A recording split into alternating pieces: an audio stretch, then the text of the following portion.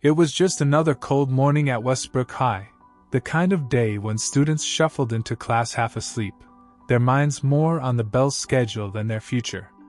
Among them was Emma, a quiet, soft-spoken girl who rarely made eye contact, always sat in the back, and wore the same faded jeans and oversized hoodie nearly every day. She didn't talk much, and most of the class barely noticed her. To some, she was just the poor girl, whose parents couldn't afford the latest phones or even a packed lunch. But Emma didn't complain. She came to school every day, listened carefully, and kept her head down. Mr. Dalton, the music teacher, was known for being a little too proud of his talent. He had a sharp tongue and a habit of showing off his favorite students while brushing off the ones who didn't seem promising. He liked things neat, polished, and predictable.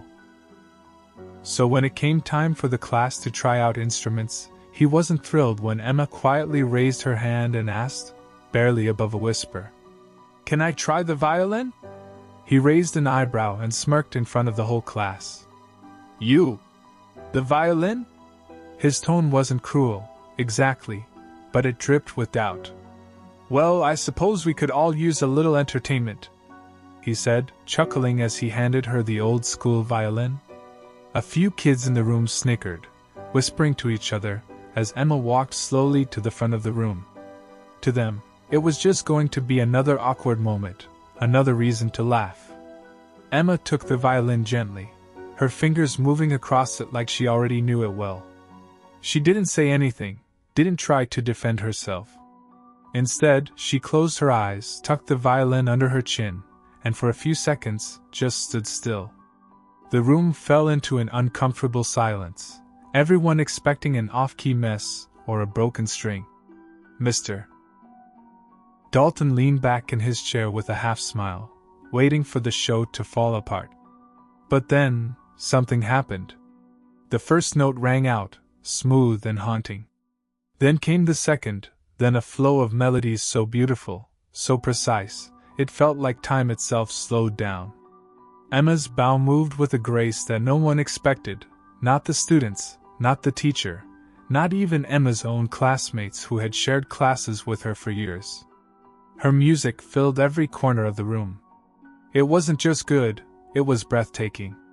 The same hands that once held cafeteria trays with trembling nerves now danced across the strings like they were born to do it. Mr. Dalton sat up straight, his smile disappearing as the realization began to sink in. Who was this girl? How had he, a teacher, completely missed what now seemed so obvious? But just as the class leaned forward, their mouths slightly open, caught between shock and awe, Emma stopped playing. She handed the violin back, said a quiet, "Thank you," and returned to her seat. The room remained frozen. No one clapped. No one laughed. They just stared. And that's when everything started to change. It was just another cold morning at Westbrook High, the kind of day when students shuffled into class half asleep, their minds more on the bell's schedule than their future. Among them was Emma, a quiet, soft-spoken girl who rarely made eye contact, always sat in the back, and wore the same faded jeans and oversized hoodie nearly every day. She didn't talk much, and most of the class barely noticed her. To some, she was just the poor girl, whose parents couldn't afford the latest phones or even a packed lunch. But Emma didn't complain. She came to school every day, listened carefully, and kept her head down. Mr. Dalton, the music teacher, was known for being a little too proud of his talent. He had a sharp tongue and a habit of showing off his favorite students while brushing off the ones who didn't seem promising. He liked things neat, polished, and predictable. So when it came time for the class to try out instruments, he wasn't thrilled when Emma quietly raised her hand and asked, barely above a whisper, "Can I try the violin?" He raised an eyebrow and smirked in front of the whole class. "You? The violin?" His tone wasn't cruel, exactly, but it dripped with doubt. "Well, I suppose we could all use a little entertainment," he said, chuckling as he handed her the old-school violin. A few kids in the room snickered, whispering to each other, as Emma walked slowly to the front of the room.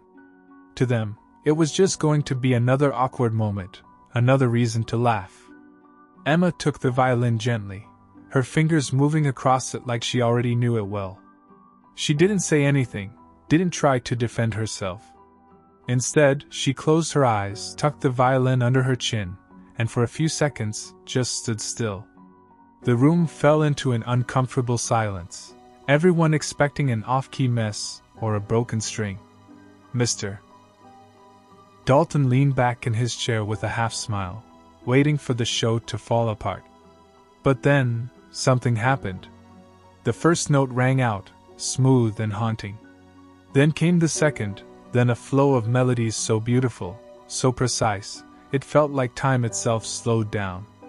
Emma's bow moved with a grace that no one expected, not the students, not the teacher, not even Emma's own classmates who had shared classes with her for years. Her music filled every corner of the room. It wasn't just good, it was breathtaking. The same hands that once held cafeteria trays with trembling nerves now danced across the strings like they were born to do it. Mr. Dalton sat up straight, his smile disappearing as the realization began to sink in. Who was this girl? How had he, a teacher, completely missed what now seemed so obvious? But just as the class leaned forward, their mouths slightly open, caught between shock and awe, Emma stopped playing.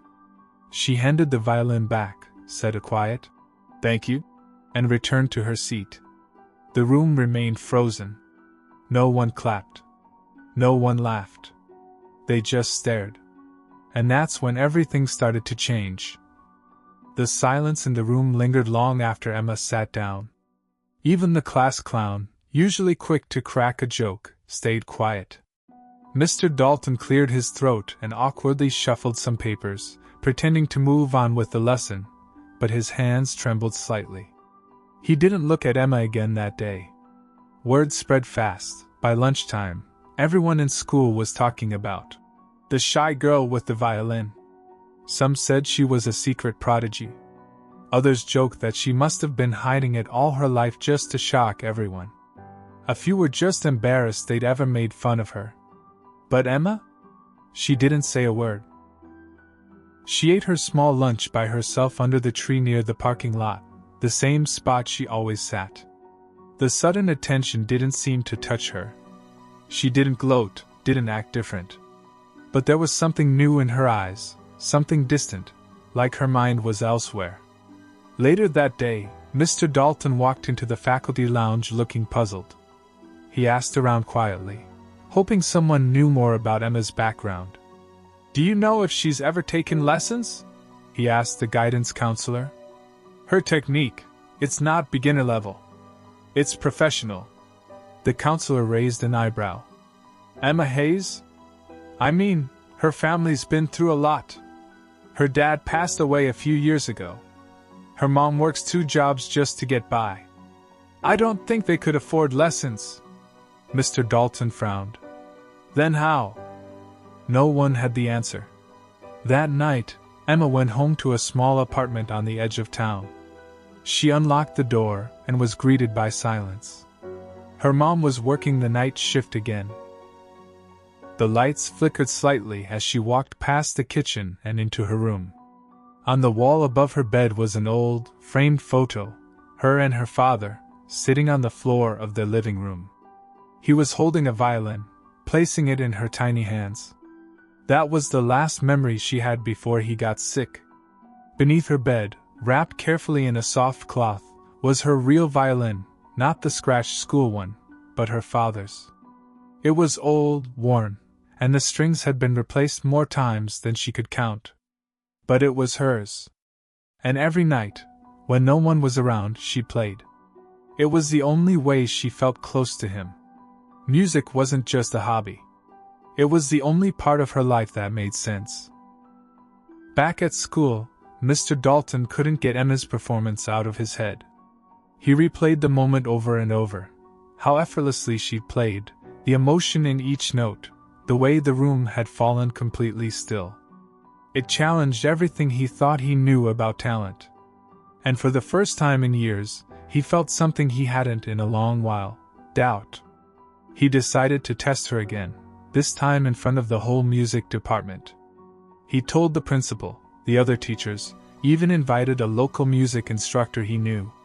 He framed it as an opportunity for Emma to show what she could do, but inside, he still wasn't sure if he'd made a mistake, if what he heard that day was a fluke, or something far bigger than he'd ever expected.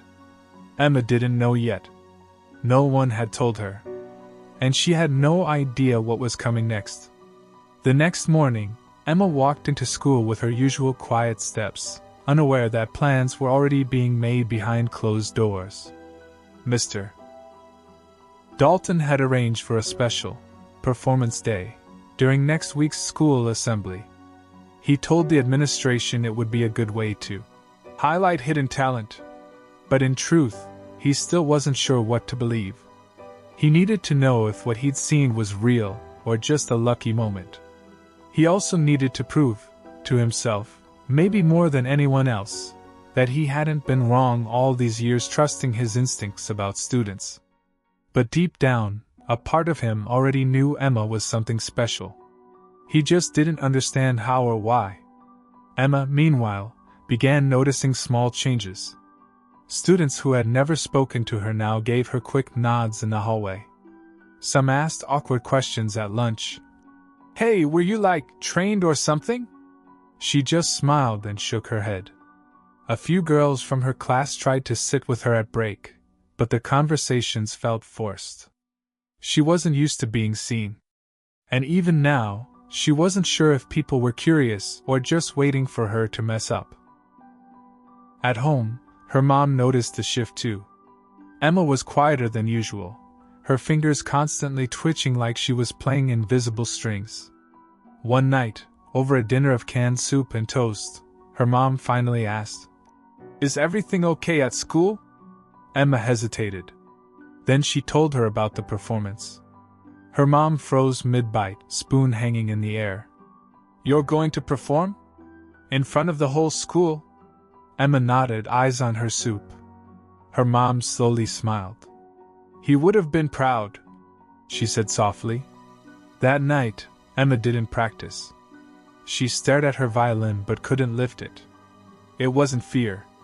It was the pressure, everyone looking, everyone listening. For so long, the violin had been her secret world. Now, it felt like it was being pulled away from her, turned into something public, something judged. Meanwhile, in the music department office, Mr. Dalton's colleagues were skeptical. "You're telling me she just picked up the violin one day and played like that?" one asked. "That doesn't happen." Mr. Dalton shook his head. "That's exactly what happened. And I want her to play next week." One of them frowned. "What if she freezes?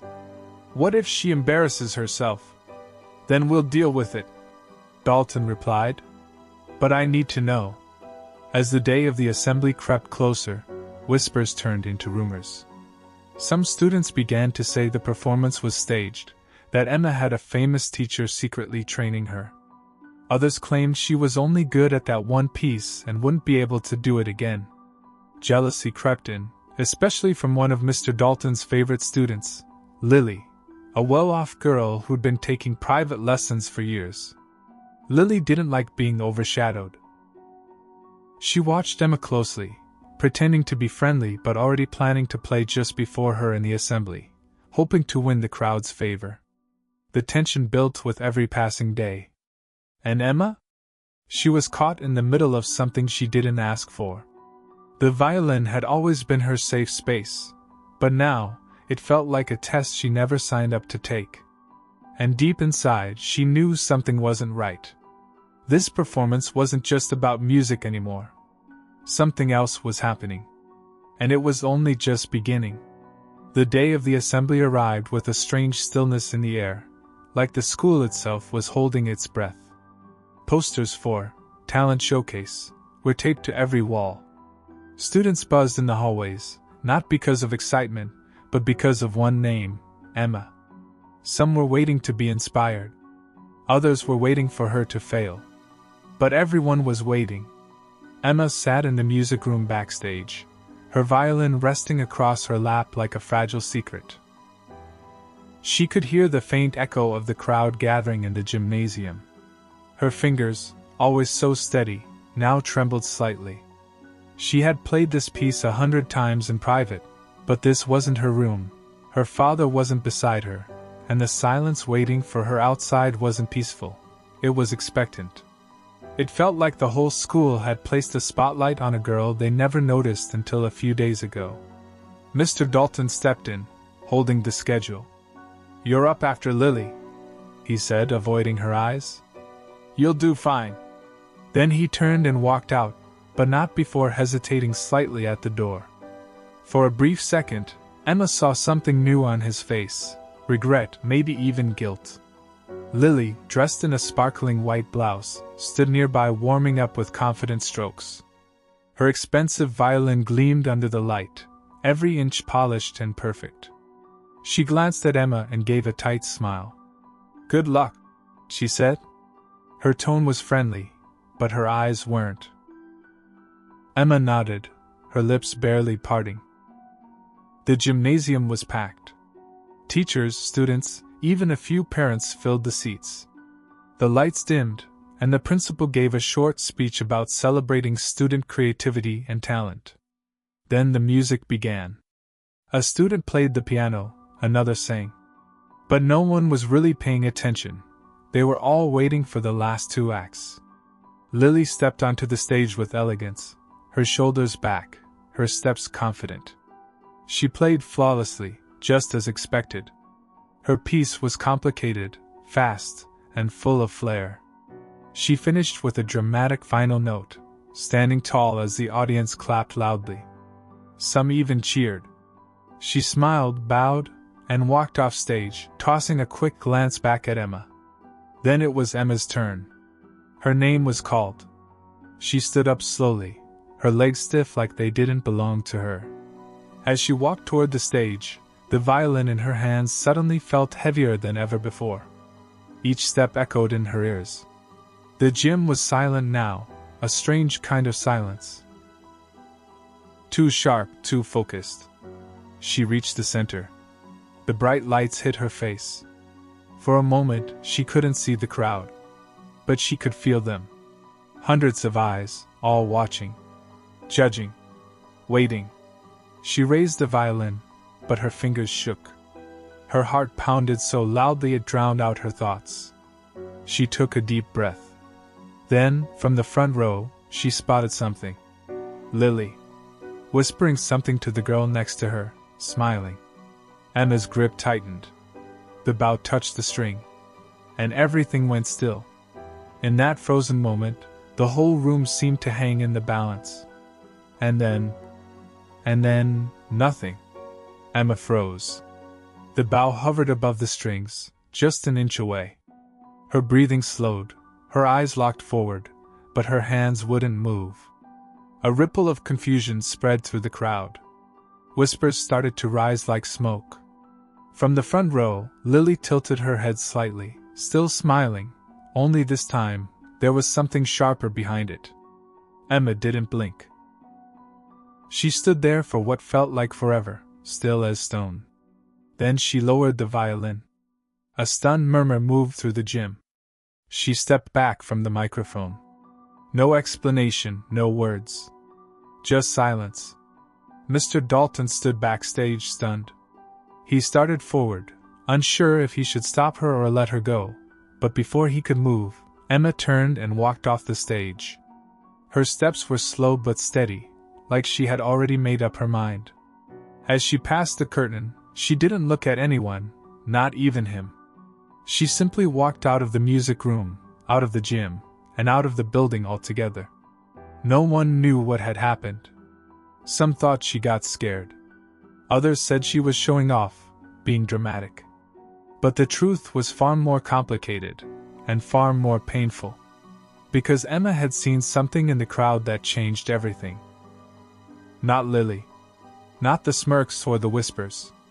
But someone else. Sitting in the last row, near the exit doors, was a man with tired eyes and a familiar face.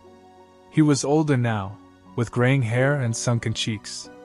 He wore a worn coat and held a folded newspaper in one hand. He wasn't clapping. He wasn't even watching the stage. He was looking at Emma. And when their eyes met, she felt a chill crawl up her spine. It was her father. Or at least, someone who looked exactly like him. But that couldn't be. He'd passed away years ago. Or so she'd been told. Emma ran. She didn't know where she was going.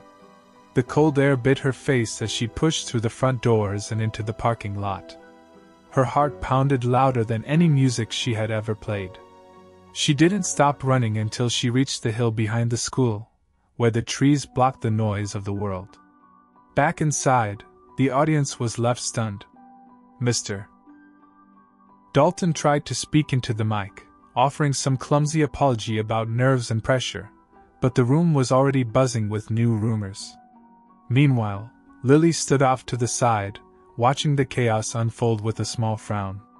For all her jealousy, she hadn't expected Emma to just walk away. It didn't feel like a victory. It felt like something had broken.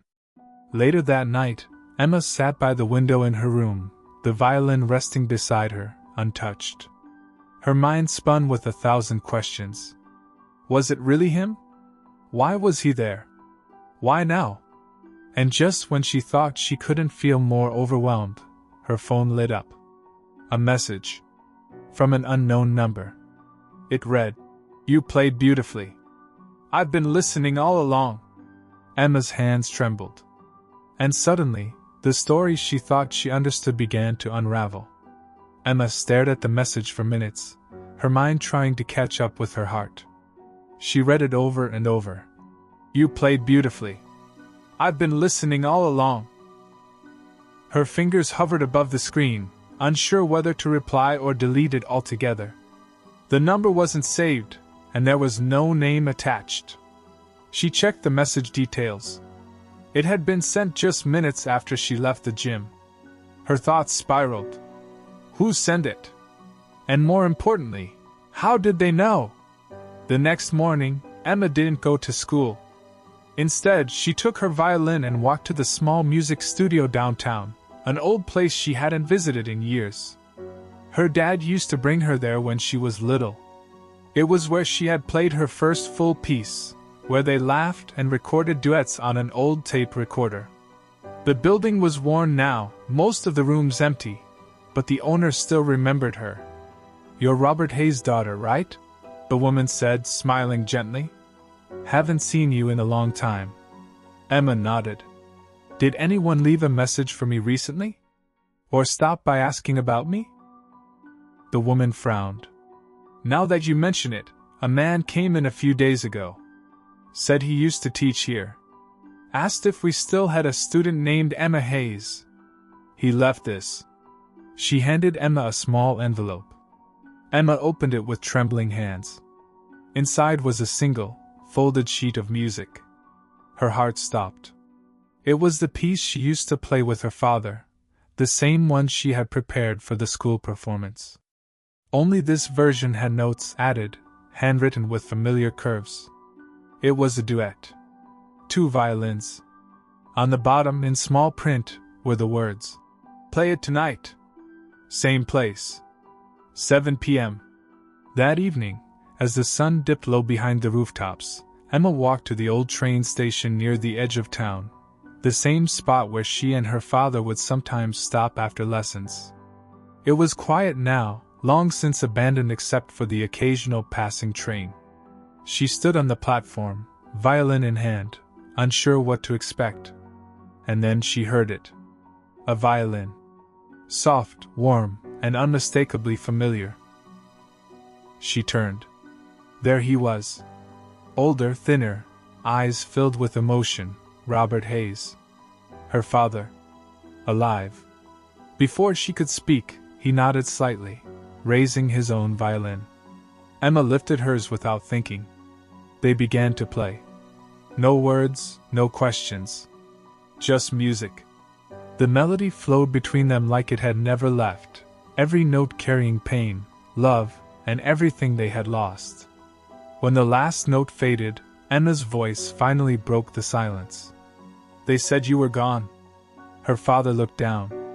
"I had to disappear, to protect you and your mother. It wasn't safe then. I wanted to come back, but I couldn't. Not until now." Emma didn't understand. She didn't need to, not yet. All that mattered was he was real. But just as they embraced, headlights appeared down the tracks. A black car slowly rolled into view. Her father pulled back, eyes wide. "They found me," he whispered. Emma froze. "Who?"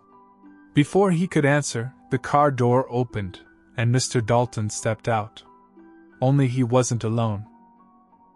Beside him stood Lily, and in her hands was the same sheet music Emma had received. Only this one had a different message written on it. Everything Emma thought she knew was about to change, again. Emma stood frozen on the platform, her violin still clutched in one hand, the air suddenly thick with questions. Mr. Dalton stepped forward cautiously, the once confident teacher looking far more uncertain now. Lily trailed behind him, her usual sharpness dulled by confusion. The tension hung heavy between them all. "I know this looks strange," Dalton began, his voice low. "But we need to talk. All of us." Robert Hayes stepped in front of his daughter, protective, but calm. "So it was you," he said, eyes locked on Dalton. "You were the one who warned me. Years ago." Dalton nodded slowly. "Back when we were both younger. Before things went bad." Emma turned to her father, her heart racing.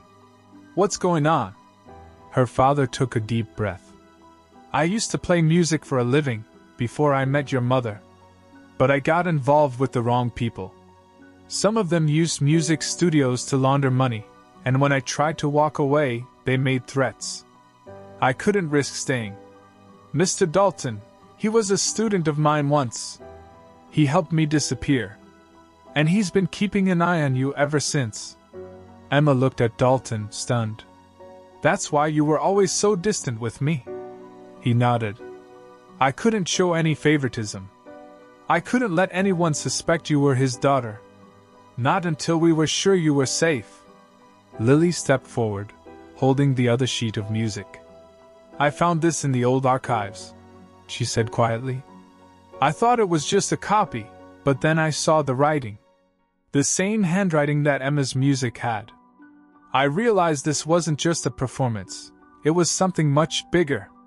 Emma took the page from her, comparing the two. The notes matched.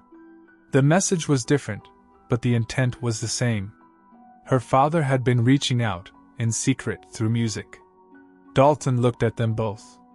"They're not watching anymore. The people who were after him, they're gone. That's why he came back." There was a long silence. The sound of a train rumbling in the distance filled the space between them. Emma looked at her father, really looked at him, for the first time without fear or disbelief. "So, what now?" Robert smiled gently. "Now? We live. We heal. And we make music again." The next week, Emma returned to school. She didn't perform in front of a crowd, not right away. But she played during class, quietly and confidently, with Mr. Dalton listening in from the back, no longer hiding his pride. Lily, too, softened. She apologized, even asked Emma to collaborate on a new piece for the next showcase. People started seeing Emma not just as the poor girl with a hidden talent, but as someone with a story. A story of strength, survival, and music that had connected people across years of silence. Emma and her father spent their evenings playing together again, just like before. The violin was no longer a secret. It was a voice, a bridge, a home. And in the quiet between notes, Emma finally found peace. She was never invisible again.